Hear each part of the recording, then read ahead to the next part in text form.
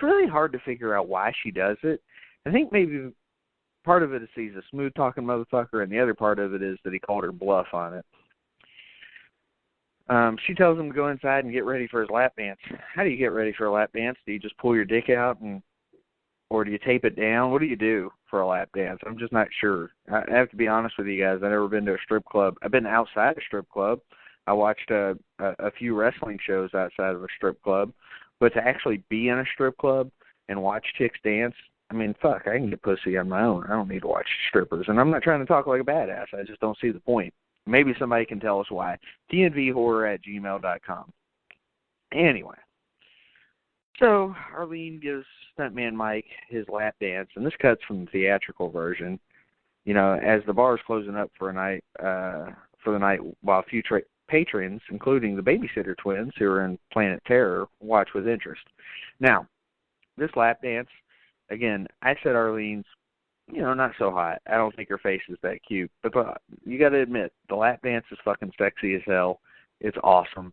And the music's pretty cool. And it's fucking apparently rare shit that Tarantino has, I don't know, collections of. But it's really good. And it's just cool scenes. And just don't know what the fuck's going on with this. I mean, we're like 30 minutes in, and it's all dialogue and people just hanging out in a bar. It's kind of like From Dusk Till Dawn. You just don't know what's coming yet. So you watch and wait. Well, everybody's leaving, and this is after the lap dance, clearly. And Mike approaches Pam, and again, he's going to drive her home. And she says to the other girls that she's not going to have sex with him. And he's like, I can hear you. And she's like, he's as old as my dad. And he's like, I can still hear you. It's good shit. Well, Pam, at first, she's a little freaked out by his black car. It's got a skull and crossbones on the hood. And and then I think she, at first, after she was freaked out by it, she kind of thinks it's sexy. You can kind of see her getting into the car a little bit. Well, Stuntman Mike, he assures her that his car is death-proof, quote-unquote, due to being a stunt car, and it's reinforced on all sides. He opens the passenger door for her, and she notices that the passenger seat is only a removable stool, and there's a plexiglass barrier between it and the driver's seat. So she sits down, and he slams the door shut. As they begin to leave, Stuntman Mike sees Julia and her friends turning to the left. He asks Pam which way she's going, and, she's going to the right, she says. And this is a fucking cool scene. I'm telling you, Kurt Russell is the man because of shit like this. Well, he's like, well, that's too bad. She's like, why? And he goes, because you would have had some time before you got scared. See, I'm going left. And basically, he just fucking says an intimidating thing to her, telling her that she's about to get scared. And, had Pam been going to the left, she wouldn't have gotten scared for a while. But because she wanted to go to the right, she's going to have to be scared immediately. And Stuntman Mike slams the gas and fucking speeds off to the left. And he swerves around hard, causing Pam to be thrown around in her seat. She's all fucking getting bounced off the walls like a super ball or a fucking ping pong ball or a fucking pinball in one of those machines. She's getting all bounced around. She's bloodied, all fucked up. You can tell she's concussed. And she's like begging him for him to stop. And she's like, I know this is a joke. Just let me go. And, he's like, when I told you this car was death-proof, I wasn't lying. This car is 100% death-proof. But in order to get the benefit of it, she really needs to be sitting in the driver's seat. And this is where Stuntman Mike fucking slams on his brakes. Pam goes flying, smashes her fucking head on the dashboard, breaks her nose, and apparently sends pieces of it into her brain. She kind of lays there, tries to get up, and then just fucking dies. She dies painfully. As he just kind of watches it. He enjoys it. And then he lowers his visor, of his car and pulls out photos of Julia, Arlene, and Shanna. And he throws out the photos and speeds off towards the girls. So Lena is driving the girls down a kind of a rural, dark road. And Julia's in the front next to Lena. She's got her foot hanging out. And Shanna and Arlene are sitting in the back. Well, Stuntman Mike catches up, and he speeds ahead of them, You have no idea what's going on right now. You wonder what he's fucking up to. Well, the girls are fucking rocking out. Julia had called a radio station to request this song, and Stuntman Mike, he kind of swerves the car around up ahead in the road, and he turns off his lights. And I guess that wouldn't work with Dayglow. But anyway, he revs his engine, and he speeds towards the girls fucking head on. And Stuntman Mike turns on his lights at the last possible moment, and then you kind of get this deer in the headlights look for just 1 second from these girls, but it's too fucking late for them. Both cars collide, and you get fucking carnage. I mean, absolute carnage. Shanna's thrown from the car. She fucking dies from the impact, obviously. Lana's neck is broken as it's smashed against the steering wheel. Julia's mangled, and her severed right leg goes flying out the fucking window. And it's Stuntman Mike careens through their car. One of the tires fucking rips Arlene's face off. It is fucking brutal. In fact, it's so brutal and so awesome that they show it repeatedly. They show a replay of it like 4 times to show you what happens to each girl individually.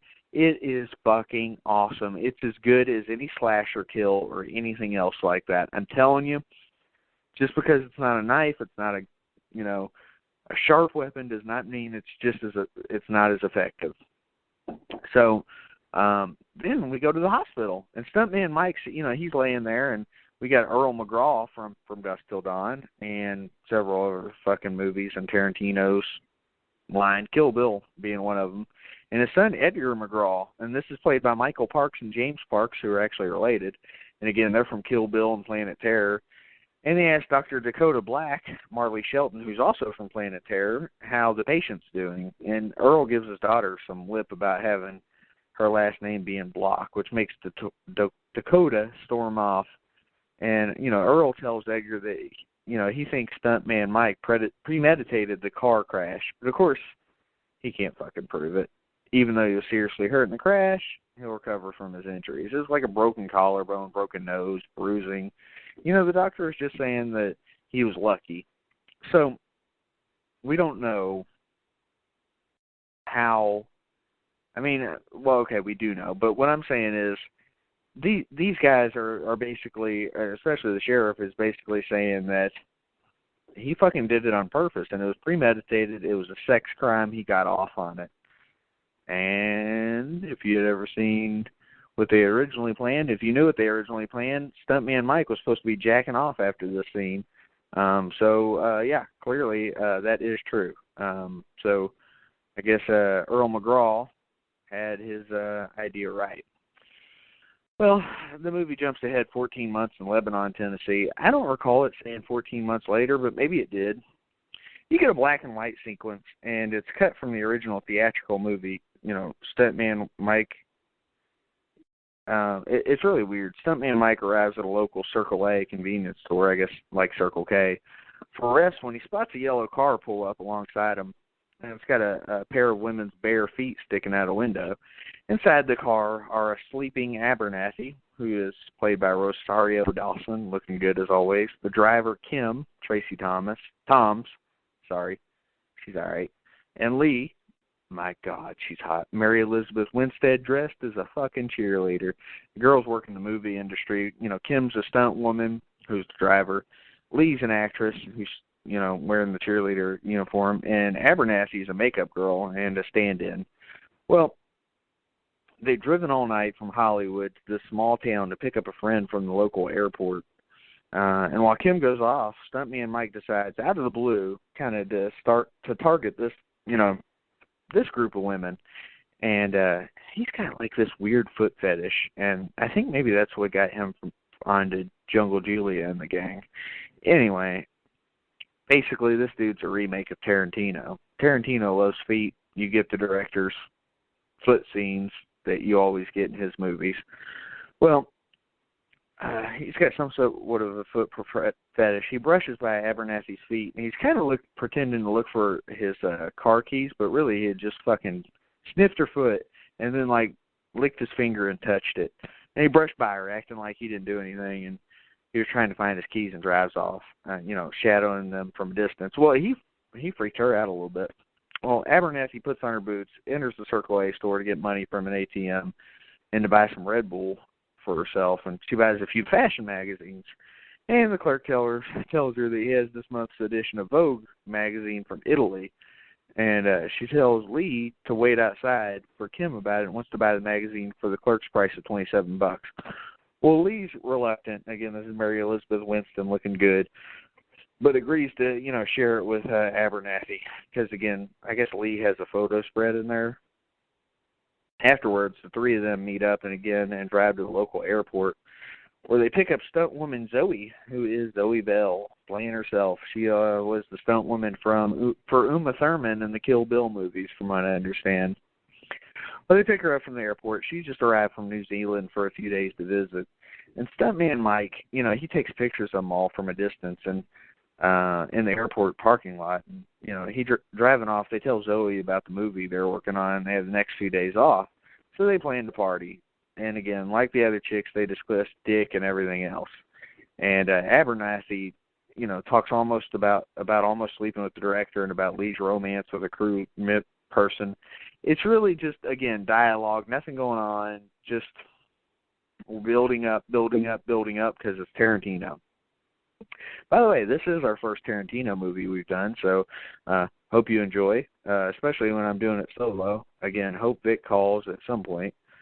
Well, they're eating breakfast at a small local diner, and Abernathy's talking about the previous movie shoot location and about Zoe's natural stunt ability to always land on her feet. And she's got the nickname Zoe the Cat. And it's made clear that Lee's not too bright, but she's hot. And that Kim carries a gun around. This is just the story that's being told. Abernathy tells her the people who carry guns are more likely to get shot, and recommends other weapons to carry: pepper spray, knife, etc. And Kim says that she does her laundry at her L.A. apartment building at midnight. She don't want to get raped, so she carries around a gun. And, of course, from Kim's point of view, people using knives get shot by muggers who usually carry guns and kill people after mugging them. And Zoe and Kim also talk about the movie Vanishing Point, what a great movie it is. Well, Zoe says it's been long been her dream to drive a car like the one in that movie, and that she's been following the classified ads in the local paper. Again, I cannot do justice to the dialogue that Tarantino has written here, but it's, kind of interesting for what it is. Someone's been advertising the same make, model of the car, a 1970 Dodge Challenger, white, and Zoe wants to feign a test drive so that she can fulfill her fantasy. And throughout this conversation, stuntman Mike's actually watching them from the front counter, quietly. And I have to be honest with you guys, I never fucking noticed this until I saw the trivia on IMDb, and I went back and I watched it, and I was like, I'll be goddamn. I guess I was just too focused in on the conversation. And again, not to fucking suck his dick, but I mean, that's the power of Tarantino right there, is the fact that that's what he's accomplished, So, good shit. Love it. Moving on. All right. Well, they drive to the owner's house where Jasper, who's played by Jonathan Logren, he's the one that does all the... He plays like a cross-eyed guy in a lot of the Adam Sandler movies.